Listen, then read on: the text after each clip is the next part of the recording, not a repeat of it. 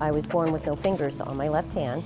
It was tough to grow up in an era where people didn't really take well to people with different abilities. I don't like to use the word disabilities, so I say different abilities, because I'm able, just differently. But it was tough, especially school children in a young age. They weren't really taught the way that we teach our children now. Not that that was of any fault, but it just wasn't even thought of to teach your children. They have a term for it now, it's called bullying, but being beat up and pushed down, and kids are very mean even when there isn't a challenge. So it was probably about 10 years ago when I first started to find a swing, to even see if I could play golf.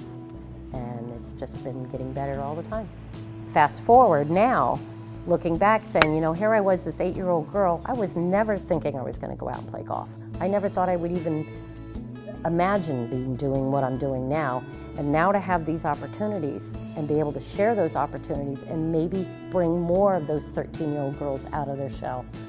That's why I like to say getting people out of bed and out of their head. I've had instances where there was a 13-year-old girl.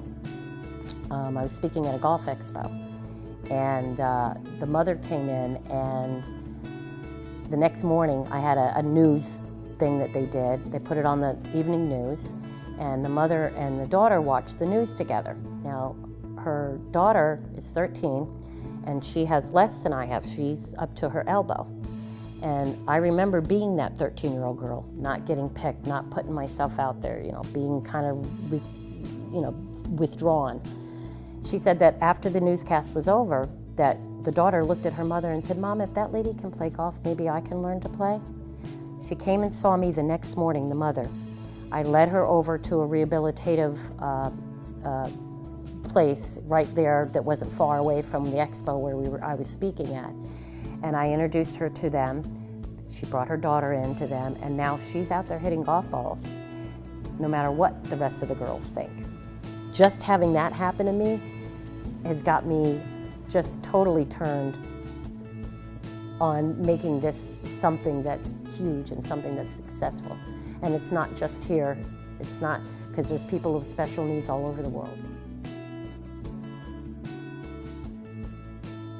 My biggest struggle is opening jars.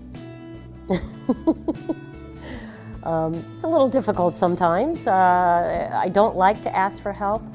And it's funny, when people try to offer help for me, they always say, "Oh, can I give you a hand with that?" And I'll say, "I'll take your left one, but I don't need any help."